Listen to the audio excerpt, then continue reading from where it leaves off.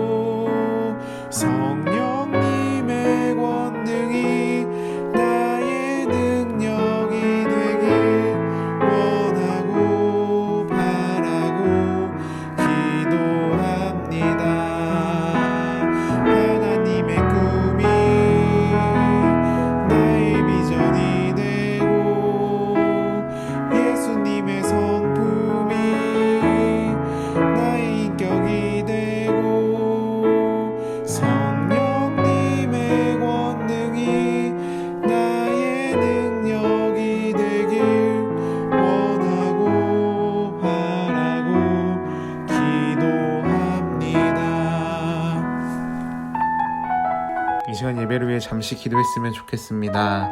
하나님, 우리 예배를 기뻐 받아주시고 이 시간 하나님을 바라보며 나아갈 때에 우리와 함께 하시며 우리를 향한 하나님의 마음을 깨닫는 귀한 시간이 될 수 있도록 성령 하나님께서 함께 해달라고 우리 다 같이 예배를 위해 기도했으면 좋겠습니다. 다 같이 기도하시겠습니다.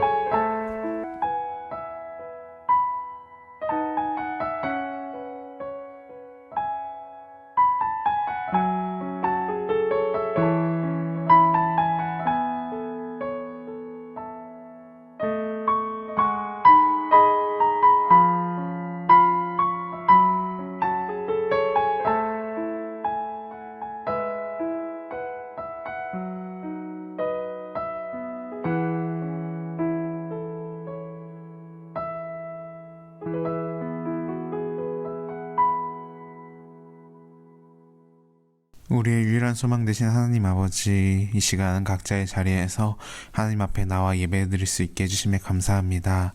한마음 한뜻으로 드리는 우리의 예배를 기뻐 받아주시고 이 예배 가운데 하나님의 풍성한 은혜를 내려 주시옵소서.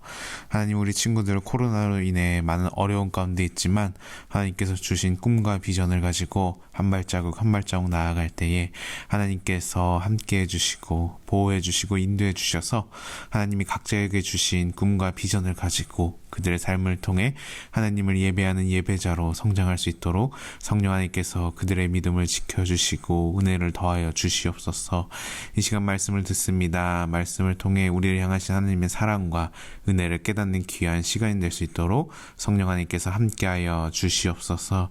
이 모든 말씀 예수님의 이름으로 기도드립니다. 아멘. 이 시간 함께 볼 하나님의 말씀은 누가복음 11장 5절에서 13절 말씀입니다. 누가복음 11장 5절에서 13절 말씀. 제가 한 절, 우리 친구들이 한 절 교독하겠습니다. 제가 먼저 읽겠습니다. 또 이르시되 너희 중에 누가 벗이 있는데 밤중에 그에게 가서 말하기를 벗이여 떡 세 덩이를 내게 구워달라. 내 벗이 여행 중에 내게 왔으나 내가 먹일 것이 없노라 하면 그가 안에서 대답하여 이르되 나를 괴롭게 하지 말라. 문이 이미 닫혔고 아이들이 나와 함께 침실에 누웠으니 일어나 내게 줄 수가 없노라 하겠느냐.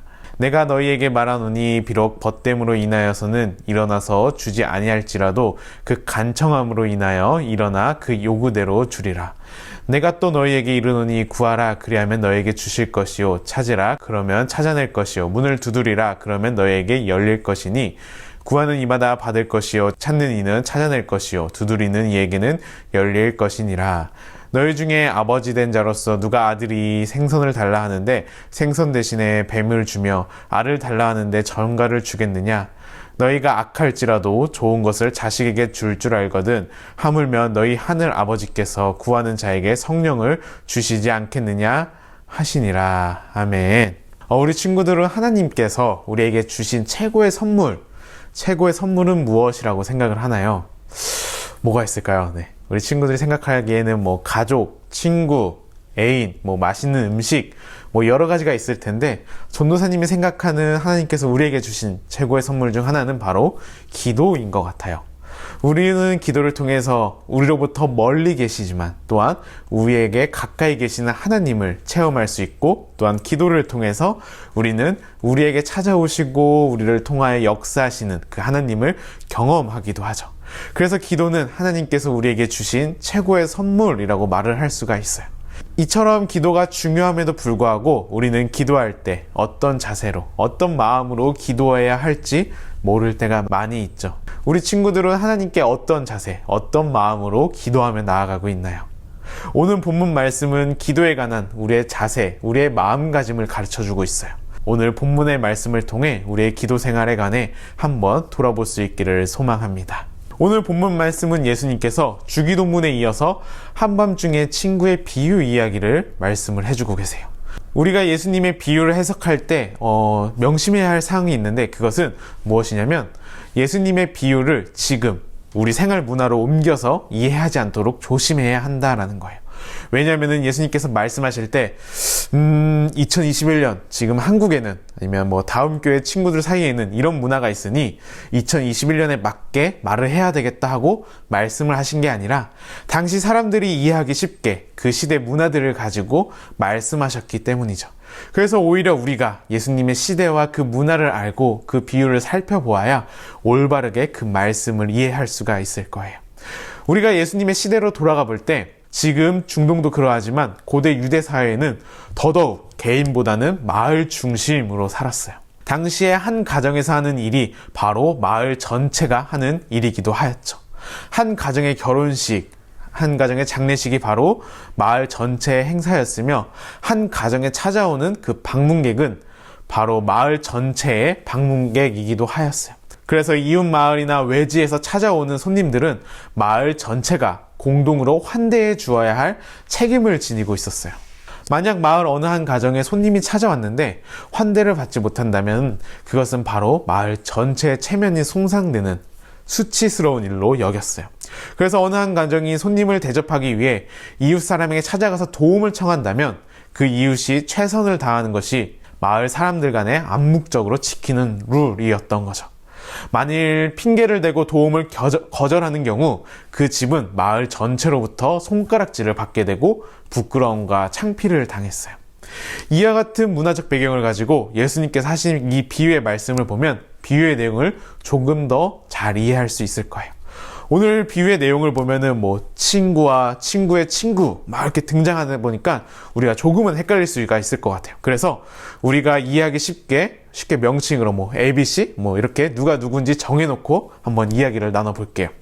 비유의 내용을 보면은 한 동네에 A랑 B라는 친구가 살았어요. 그러던 어느 날 밤중에 A라는 집에 C라는 친구가 예기치 않게 찾아왔죠. 당시 중동 사회에는 한낮 더위를 피해 밤중에 여행을 하는 경우가 많았어요. 게다가 당시 사회에는 오늘날처럼 전화나 카톡으로 나 20분 뒤에 도착이야 하고 미리 연락을 할 수 없었기 때문에 A의 입장에서는 C가 예기치 않게 방문을 하게 된 거죠. 또 그때는 오늘날처럼 여행자들을 위한 숙소나 식당이 발달하지 않아서 대부분의 여행자들은 목적지에 도착해서야 비로소 식사를 할 수밖에 없었어요. 때문에 A 집에 찾아온 그 C는 허기가 졌을 텐데 A의 입장에서는 그 밤중에 예기치 않게 찾아온 C를 위해 마련해 둔 떡이 없을 수가 있었던 거죠. 그래서 친구 C를 위해 A는 밤중에 같은 마을의 친구 B에게 떡 3덩이를 빌리러 간 거죠. 늦은 밤중에 잠자는 이웃집에 찾아나간다는 것은 지금 우리 시대에서 본다면 예의가 아닌 일이죠. 요즘 아파트에서 9시만 넘어서 쿵쿵거리거나 노래를 부르면 경비실에서 연락이 오거나 아니면 다음날 엘리베이터에 종이가 붙어있죠. 조용히 좀 하라고. 그쵸? 그런데 A가 늦은 밤중에 B에게 찾아갈 수 있었던 것은 당시 그 문화적 배경 속에서 B가 당연히 빵을 내어줄 것이라는 믿음이 있었기 때문이에요. A에게 있어서 B로부터 거절을 당한다는 것은 당시 그 시대에서 생각조차도 할 수 없었기 때문이죠. 그래서 A는 B에게 찾아가서 친구여 라고 부르며 자기 집에 손님이 찾아왔다는 것과 그 손님을 대접하기 위해 떡이 필요하다는 것을 말을 할 수가 있었죠. 이쯤에서 우리 8절을 한번 다 같이 읽어볼까요? 네, 시작. 내가 너희에게 말하느니 비록 벗됨으로 인하여서는 일어나서 주지 아니할지라도 그 간청함으로 인하여 일어나 요구대로 주리라. 아멘. 우리가 8절에서 한번 살펴볼 단어가 있는데 이 원어 성경으로 보면은 아나이데이아라는 단어가 있어요.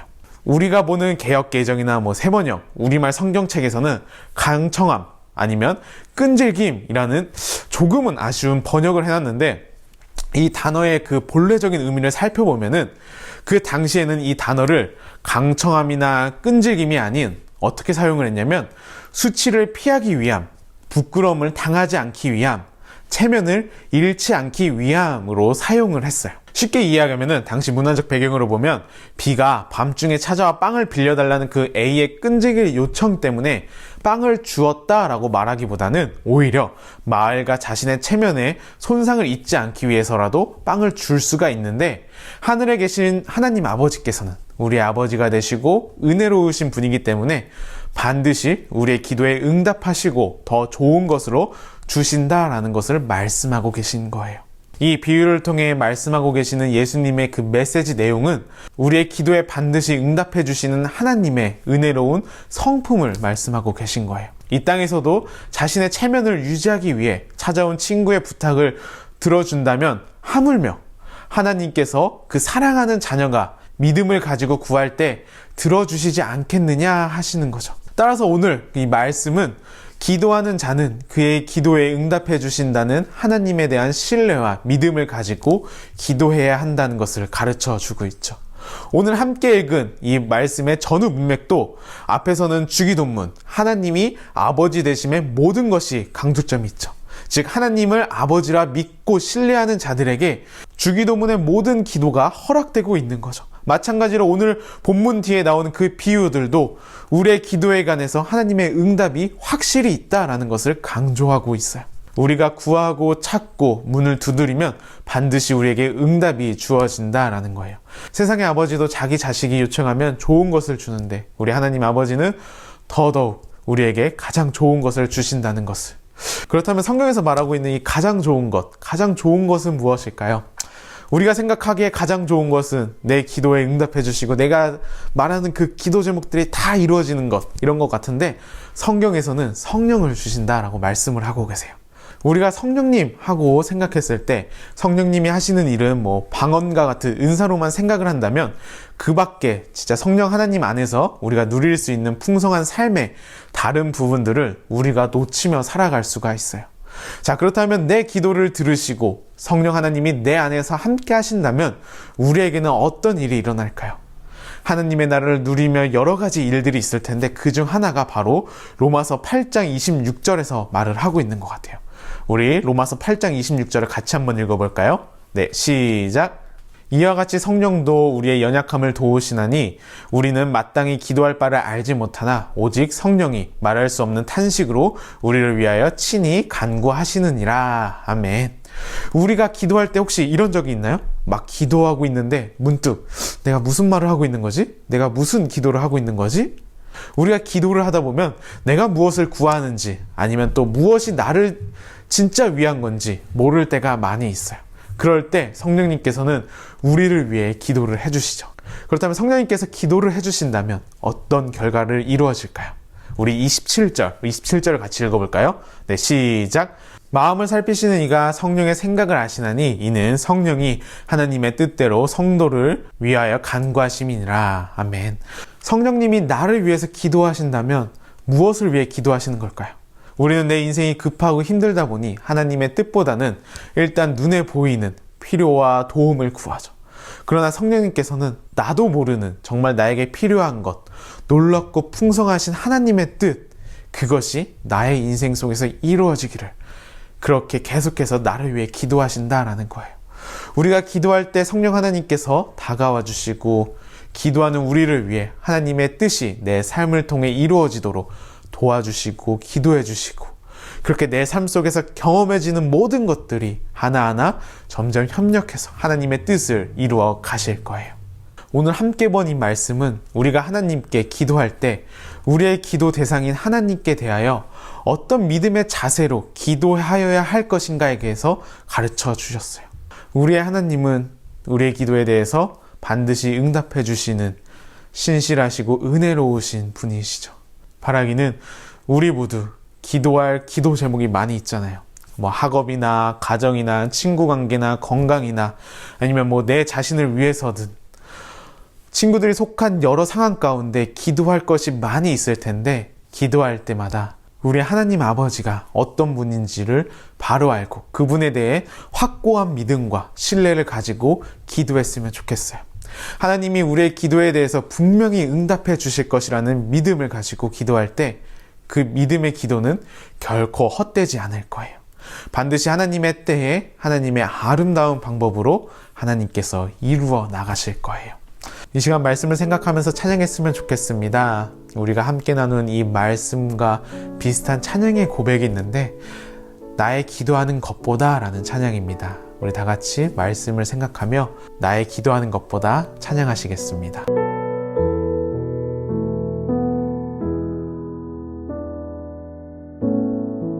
나의 기도하는 것보다